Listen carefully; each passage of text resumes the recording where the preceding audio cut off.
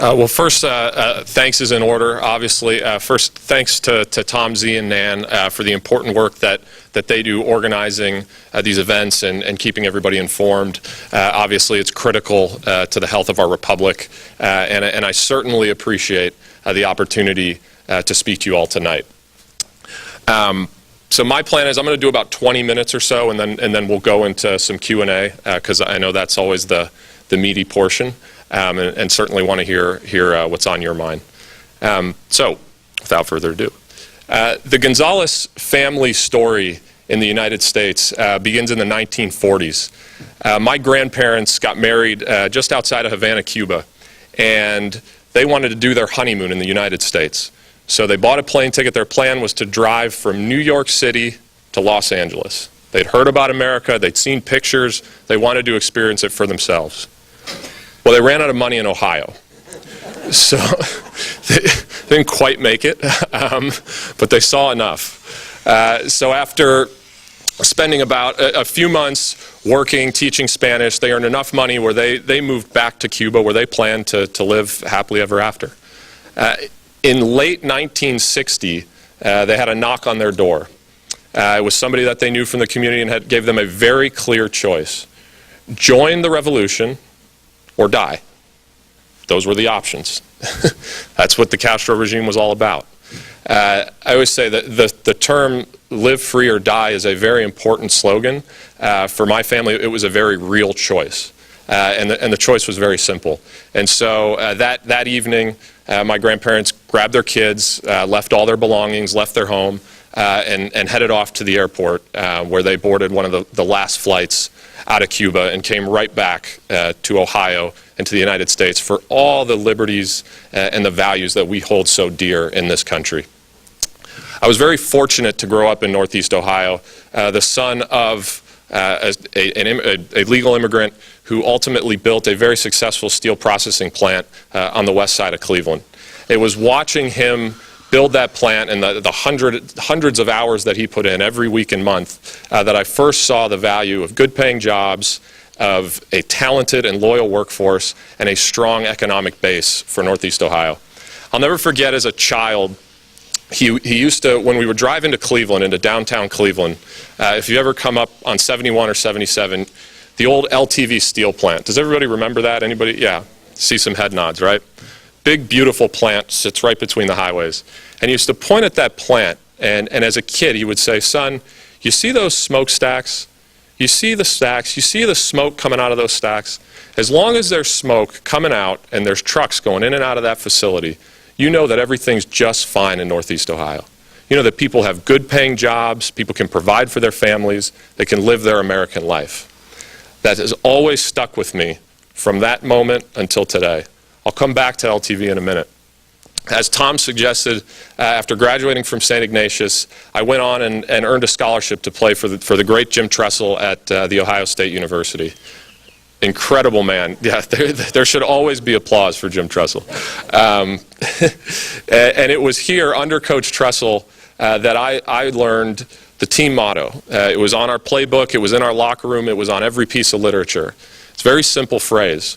With tradition comes responsibility. With tradition comes responsibility. At Ohio State, that meant that we had a responsibility to our team, we had a responsibility to the school, and we had a responsibility to the state.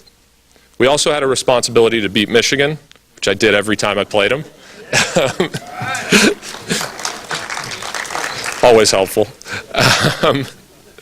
But it's my belief that we are the inheritors of the great American tradition. The American tradition that states unapologetically and with full confidence that the United States Constitution is the greatest political document that has ever been written on this planet.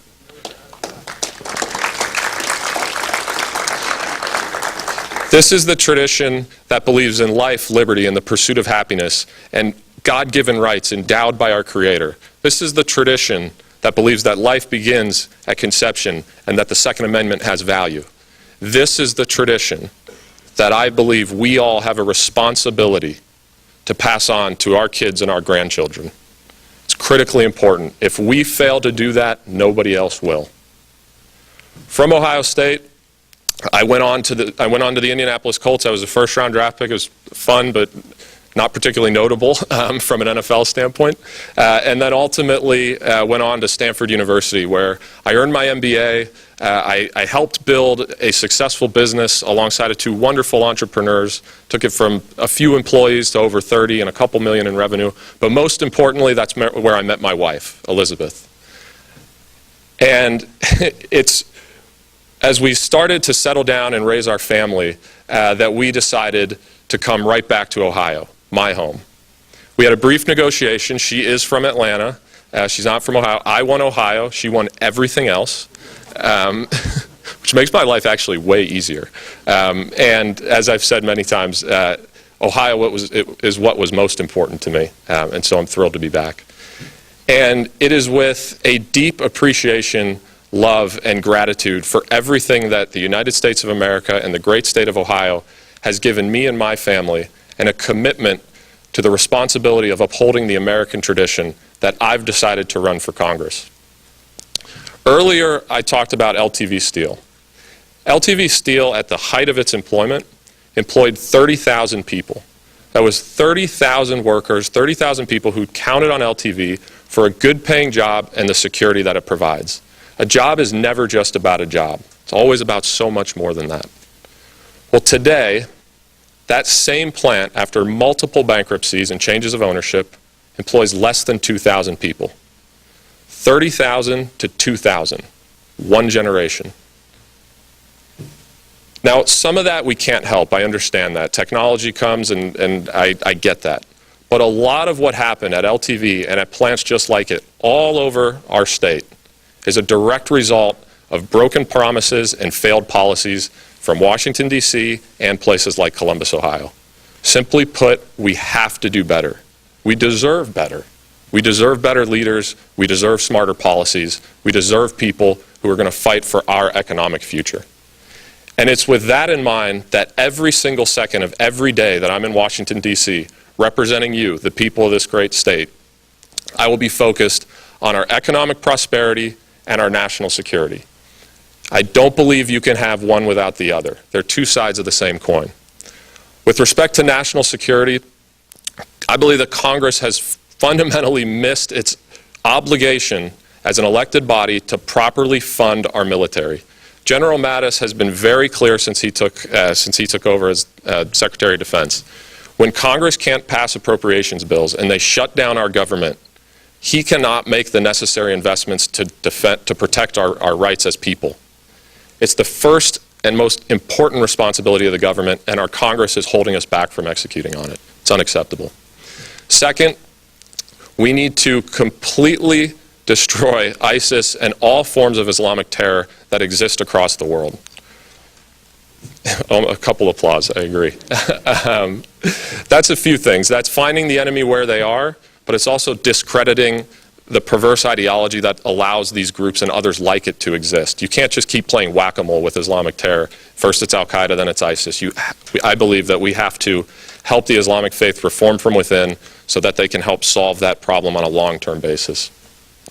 Third, we have two enemies in this world, Iran and North Korea, that are both hurtling towards acquiring nuclear weapons, who have expressly stated multiple times over many years their desire to destroy both our country and those of our allies. Simply put, we cannot let them acquire these weapons. It's very simple. With respect to Iran, that means that we have to renegotiate the Iran nuclear deal, one of the worst deals of our lifetime. President Trump was 100% right in calling that out. If you read that deal, it's very clear that it ends with Iran holding a nuclear weapon. And so we absolutely have to renegotiate and get us back on a strong footing. With North Korea, I believe that means that we have to bring in China. We have to foster a relationship that allows us to solve that problem alongside the Chinese government. And we also have to be prepared should that fail. Two priorities, neither one of them can hold a nuclear weapon. And lastly, and I'm going to wait till the Q&A before we dive into this because I think it deserves its own special time, we need comprehensive immigration reform.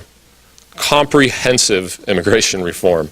It's critical to the safety and prosperity of our country, and for way too long, Congress has stood by and allowed executive order to executive order try to solve this problem. It's fundamentally broken. On the economic prosperity side, I think it's actually very simple. If there's anything that we've learned over the last year, I believe it's that by giving the Republicans control of the House and the Senate and the presidency, that the economy will start working again. By pulling the aggressive regulatory environment off of our people and empowering our business leaders, we are seeing the fruits of that labor. Just the other day, I was in Worcester, Ohio. I was speaking to a great CEO. He's not very political, but we met in a coffee shop, and he summed it up perfectly. He said, look, for 8 years, I felt like I was stuck. Very successful person. For 8 years, I didn't invest any money. I didn't hire any workers. I didn't try to grow my business because I knew that if I stuck my head above water, I felt like the federal government was going to come after me and try to destroy my business. A year later, he says, look, it is the complete opposite today. It couldn't be more different. He said, I feel like I'm on offense. I feel like I have Peyton Manning at quarterback, I got you at receiver, and I'm throwing touchdowns on every single play. So that's exactly the type of business environment that we need in this country. Every single great entrepreneur that I've ever met in my life shares this one overriding characteristic, and that's a desire, a burning desire, and strong will to build the most successful businesses that they can, and in doing so, empower our communities, build great jobs, wages will rise, and entire communities can come along with it. It's critical that we do this.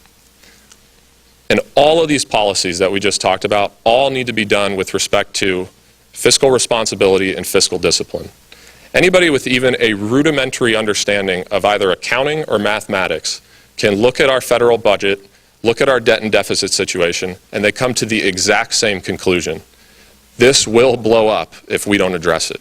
There is no way out unless we solve this problem. And if you think the 2008 financial crisis was a problem, wait till you see what happens if we default on our debt. Congress has been abdicating this responsibility for decades, and it needs to stop.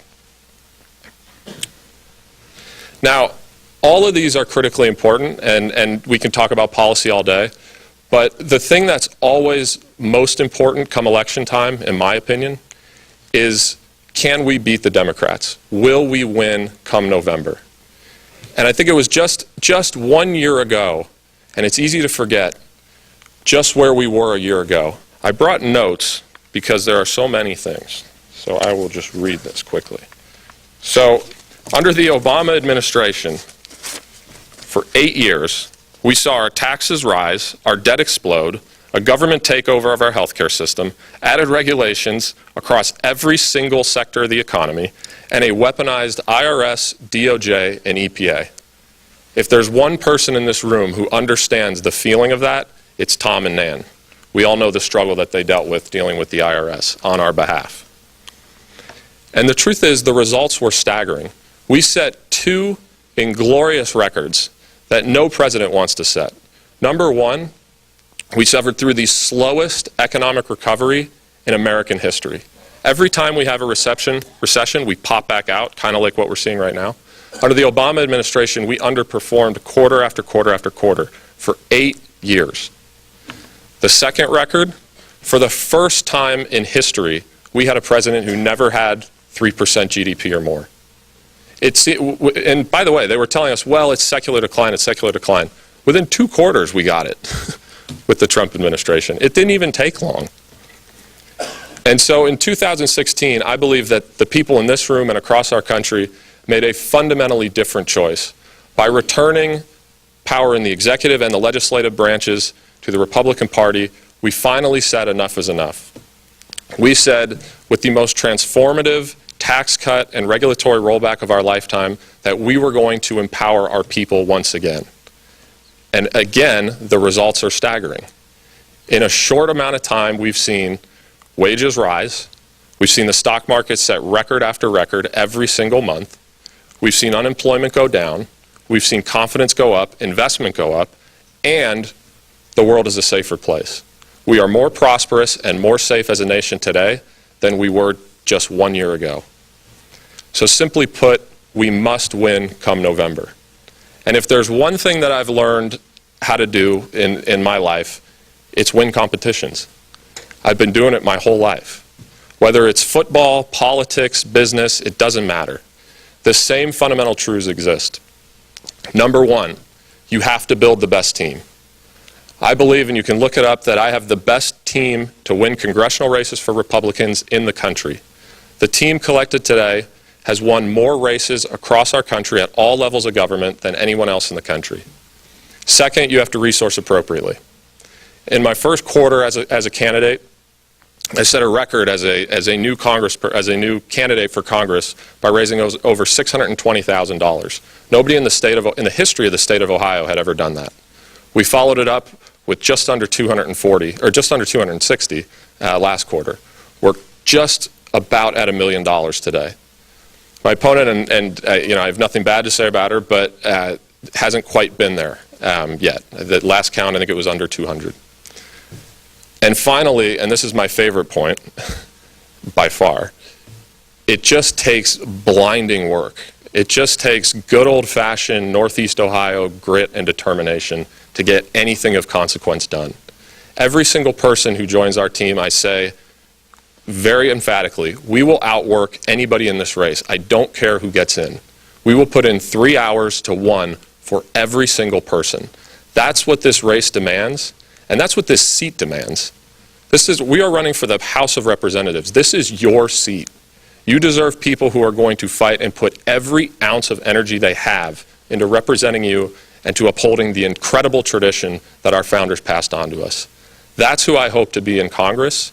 That's who I hope to be for you, and I look forward to your questions. Thank you so much for having me. I really appreciate it. All right, we have time for a couple of questions. Anybody have one they want to ask?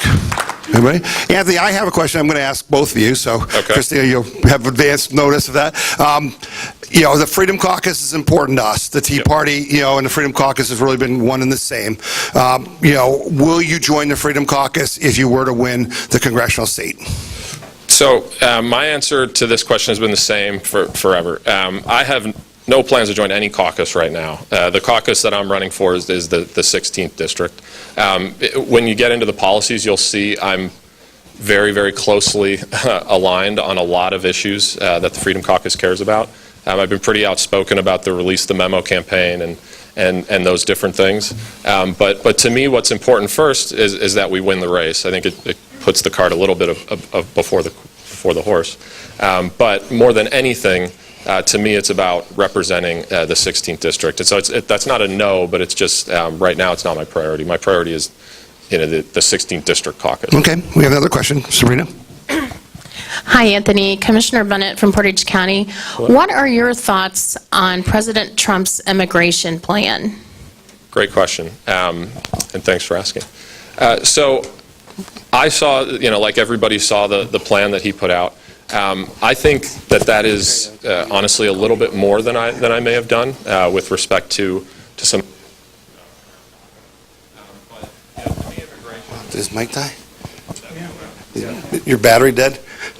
Probably here. I'll switch mics with you. Sorry about that.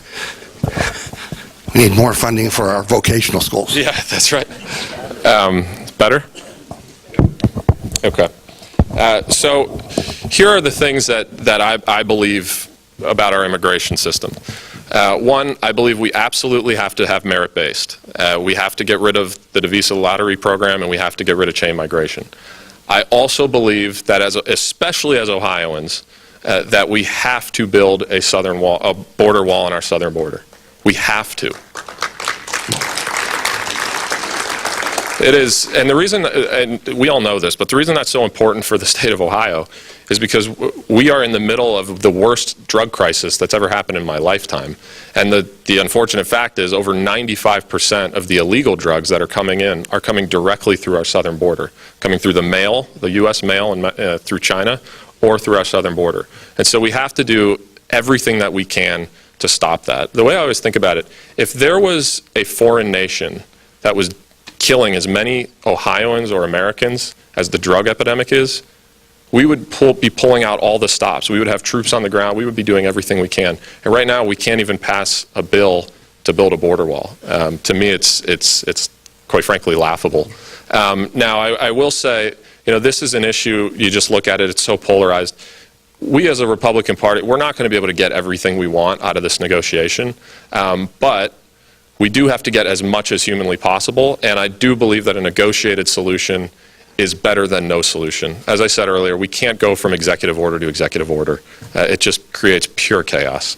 So that's kind of my summary on immigration. Thank you for the question.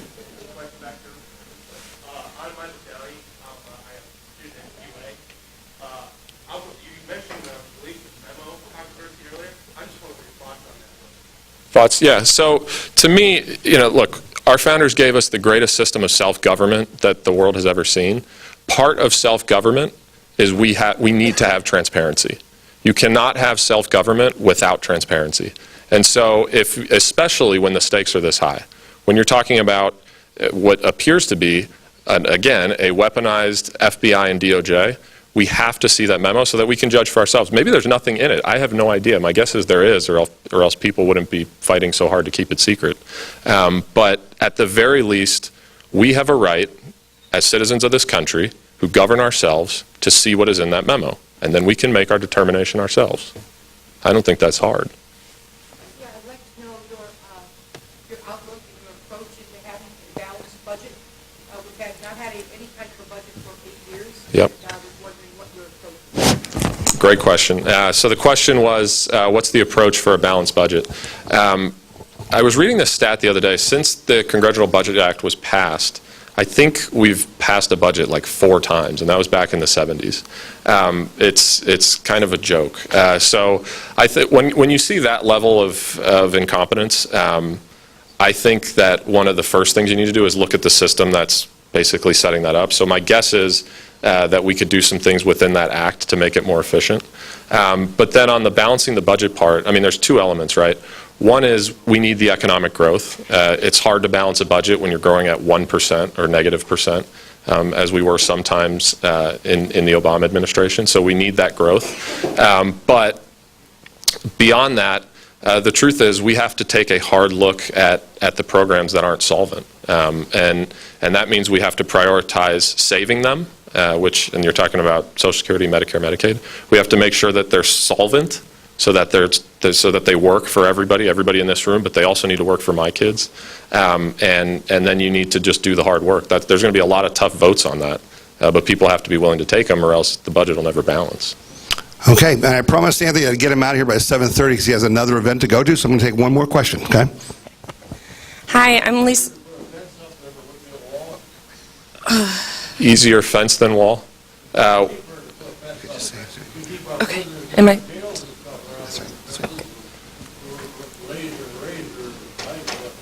I think I think effectiveness is my priority on that one. So, if there are areas where, Department of Homeland Security and the President decide that a fence will do, then I support that. But where a wall is necessary, I do believe, again, going back to, I just think especially in Ohio, we have an obligation to secure that border by any means necessary. Okay, this is the last question right here now. Go ahead there.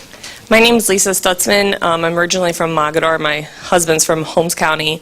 My question is, what do you think you can do to be effective as a freshman congressman? Like, what are you going to work on to pass in your first term? Thank you. Great question. So the way that I approach this as a freshman congressman, so Coach Tressel, I told you, is one of my mentors.